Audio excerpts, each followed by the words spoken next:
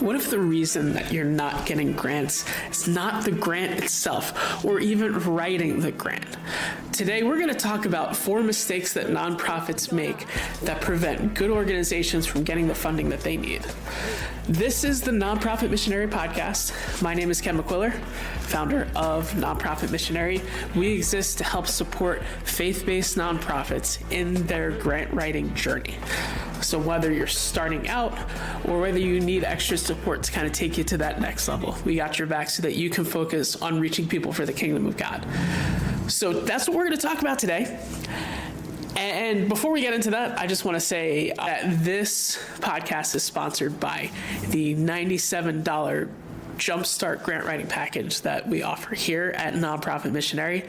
It's a 1-hour session with me where we will go over a little bit more about your organization and then identify some fundraising tips and tricks, as well as identify a few of grants that you can start out with, so that as you are starting this grant writing journey, you have a strategy, you have a couple of different ways to get funding, and you're not just chasing random grants. So if you're interested in that, hit me up at nonprofitmissionary@gmail.com.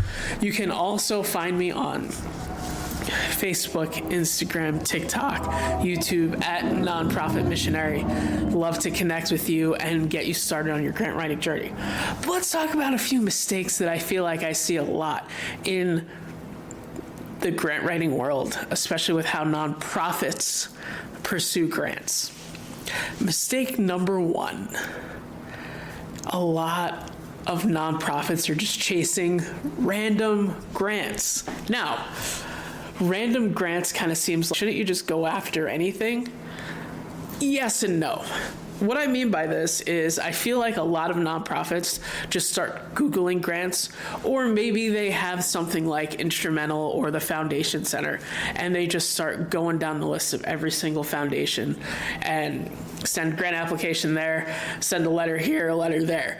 And while I think it's good to broaden your scope, I do understand this. Your time as a nonprofit leader, as a fundraiser, is limited. And I think you have to be intentional about who you're actually reaching out to. So when I do grant research, because I've done this for several organizations, I don't just pick random grants that I see. I think about it and I look and I do research on who it is, how they're a fit, and everything like that. Because sometimes, even though the softwares are great, I've used Instrumental before, I've used the Foundation Center before, even Googling or using ChatGPT can work. However, it doesn't sometimes give you a full picture. Let me give a few examples. So, as if you haven't seen anything of mine before, I started out this grant writing journey through a ministry that I still serve at today, an after-school program. So a lot of my knowledge and a lot of my examples typically come from there. So let's say you are an after-school program and you're just looking for random grants that serve education, because that makes sense. You do education and you're looking for grants. It seems like a good fit. But then you write a grant application to a foundation that only gives to the local school district, or they only give to adult education, they don't give to childhood education.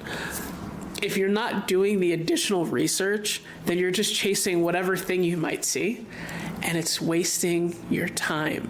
It's killing your productivity.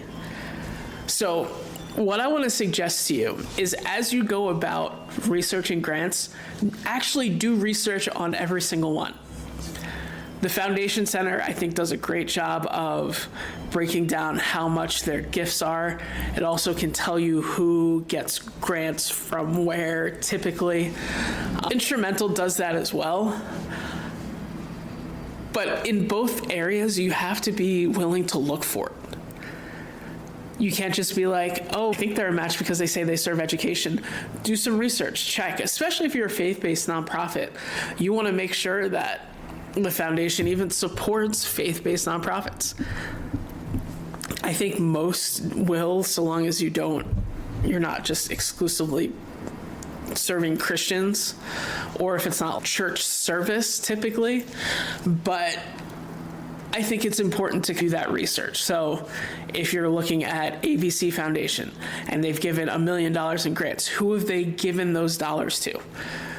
Because you don't just want to know, okay, do they actually give to your cause area, but what type of organizations do they give to? Do they only give to the big players in your city?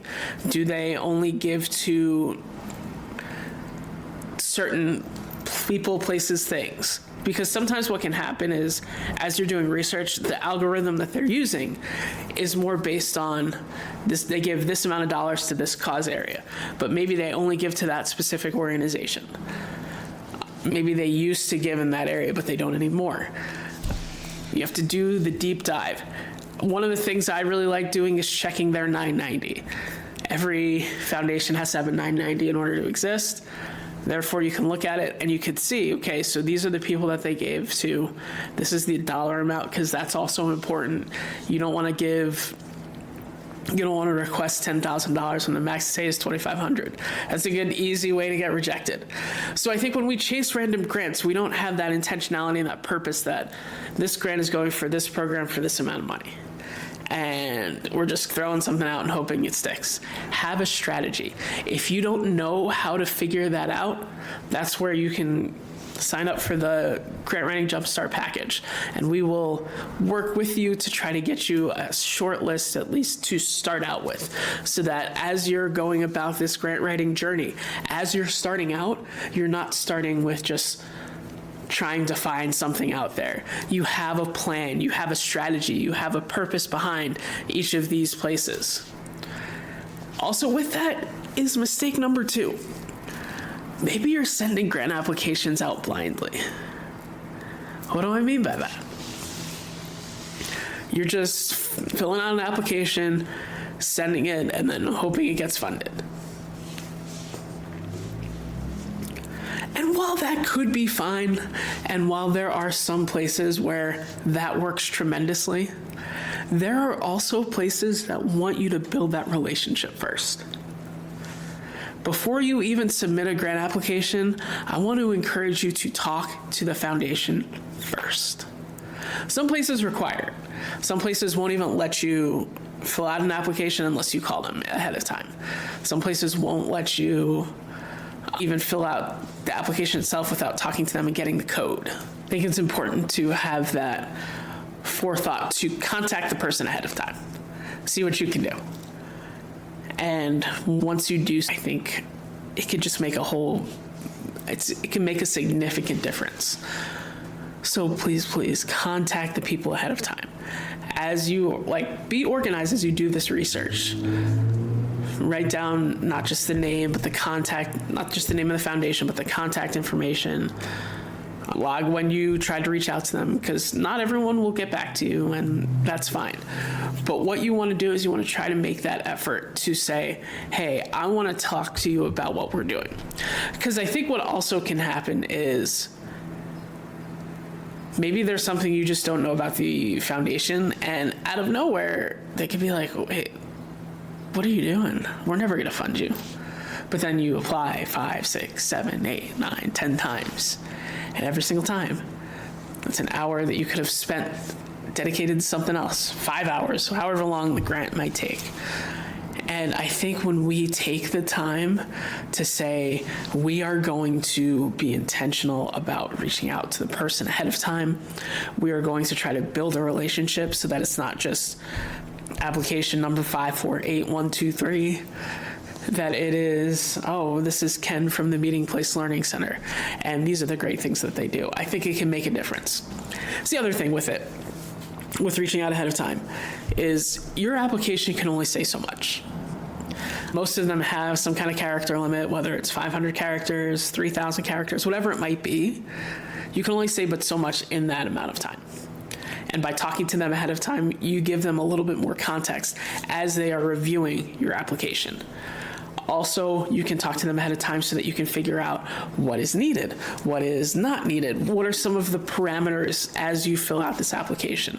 I think those things can also be just as valuable. So, please reach out ahead of time. Make sure that you are doing your due diligence to reach out as best as possible. Like I said, there are some people where they won't reply back. I've had some where they said, they said it in a much more courteous way than this, but don't contact us unless, don't contact us. We'll see your application as the first contact. And then if we need anything, we'll reach out. So that's also a thing. And I think our biggest, as the grant writer, as a nonprofit, our biggest thing is to try to reach out to the people ahead of time. Because we don't want to waste time. We want to be intentional about how we're using our time, because any time wasted towards grant writing that we could be using in other areas could be impacting lives that we're trying to change and transform. So we want to be intentional about our time. And that leads to my third point.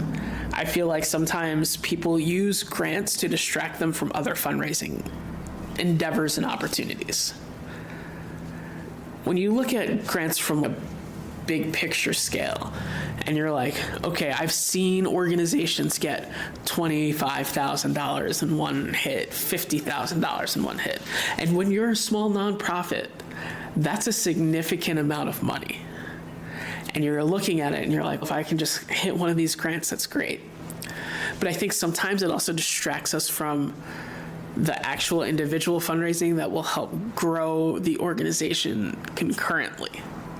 Sometimes we think that just by applying for random grants that we're doing the best with fundraising. And sometimes, yes, that's necessary and I think it's important. But I think sometimes people look at grants as a way to distract them from doing the other fundraising, reaching out to people that could be just as impactful, if not more, in their organization. Don't let grants distract you from the big thing.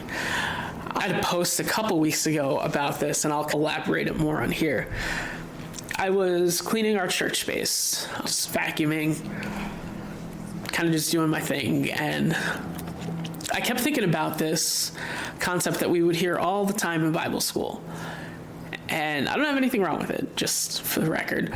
But a lot of people would say something along the lines of, if your pastor isn't cleaning toilets, then he is not worthy to be a pastor, because a pastor has to have a servant's heart. And I agree. Pastors need to have that ability to say, I'm willing to step in and do whatever it takes to make the kingdom of God work. If that's cleaning a toilet, great. If that's preaching, great. If that's talking to the homeless person on the street, great. I'm willing to do whatever it takes. And having that servant's heart. Jesus washed feet.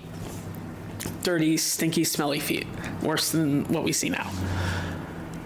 And I understand that concept, but also I think sometimes we use stuff like cleaning toilets to distract us from the things that God is really calling us to do.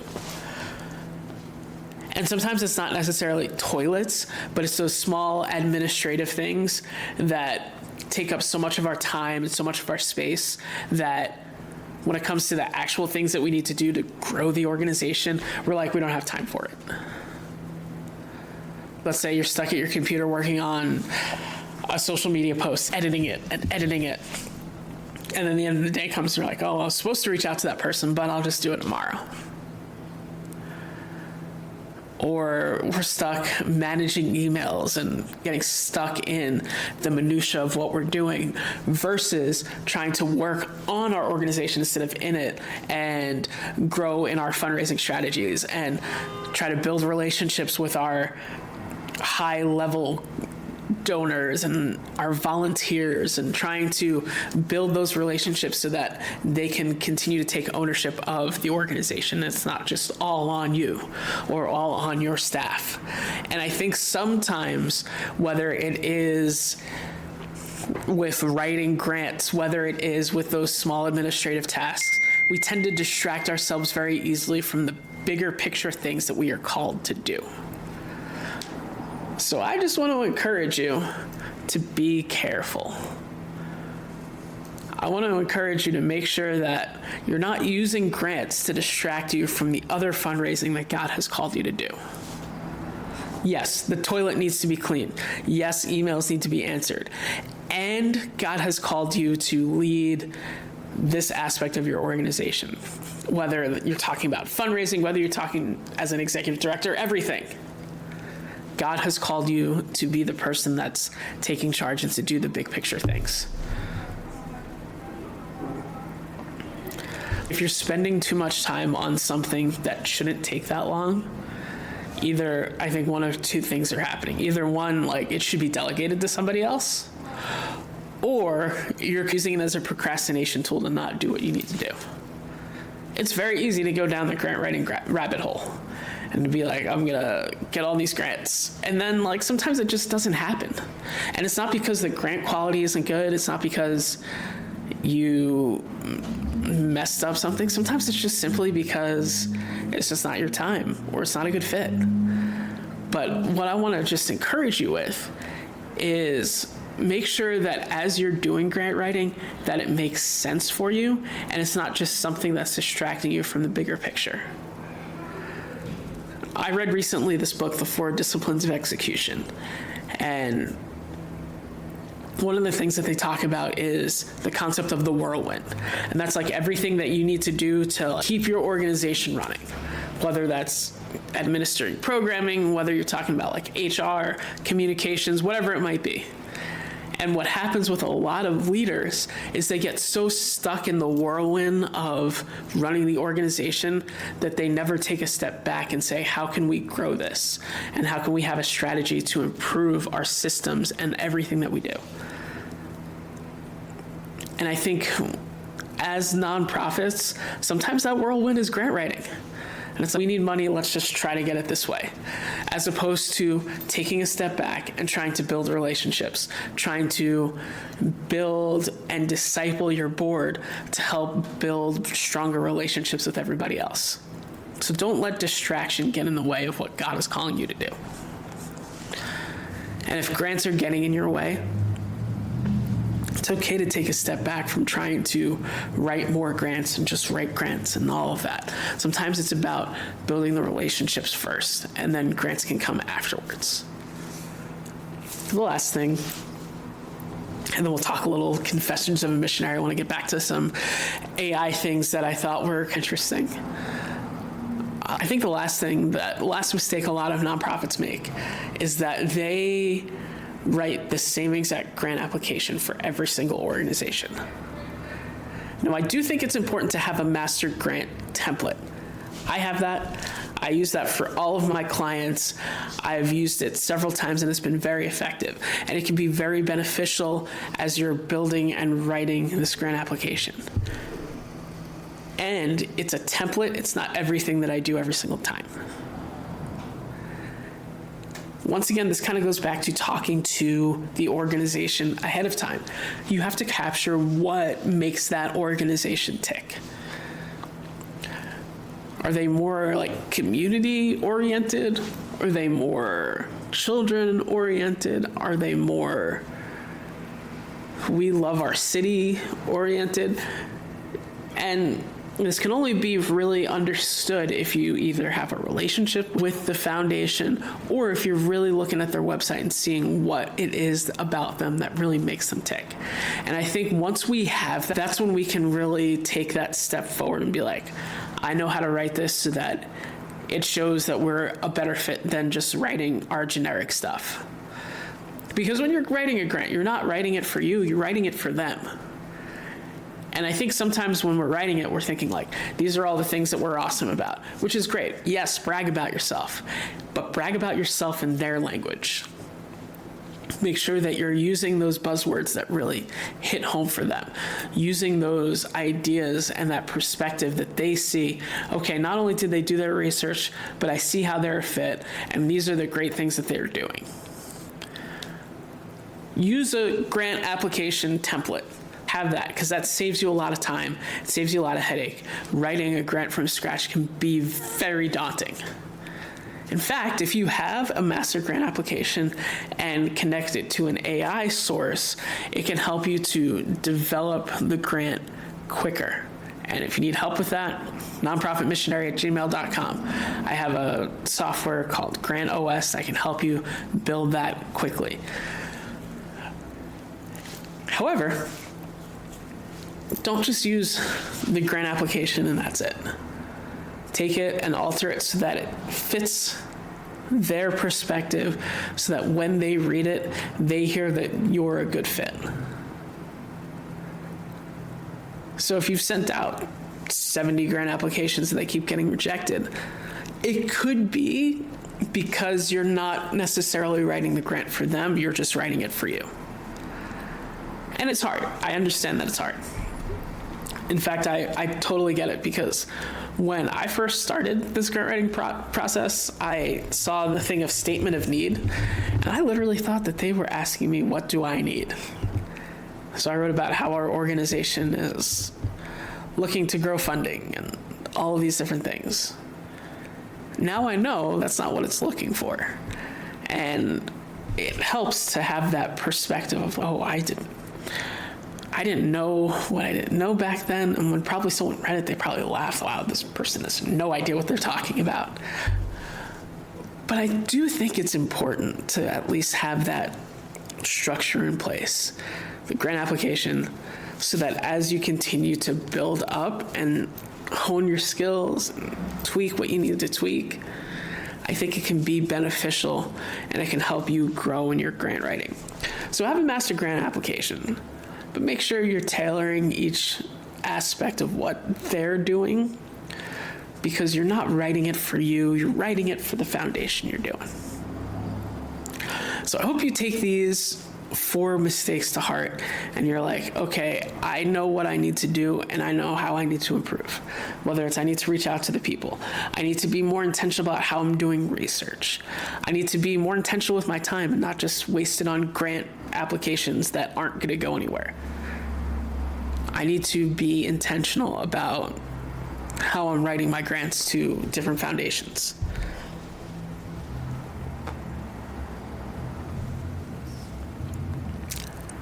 And I think once we do that, we can start to see that momentum starting and the grants to start getting funded more. And therefore, it's not just about the money.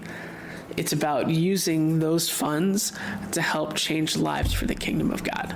And I think once we get there, that's when we know we've won. So I hope you take those to heart. And if you need support, nonprofitmissionary@gmail.com. Let's get into some confessions of a missionary. I have a follow-up to our AI video. The video itself wasn't AI, just for the record.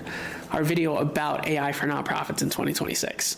I had recently watched a TED Talk from this guy who is a creator on social media. He runs the page There I Ruined It, where he does different parodies of popular songs and mashes up crazy stuff. So I think one that he gave as an example was a song from P. Diddy sung in the tune of this old country song.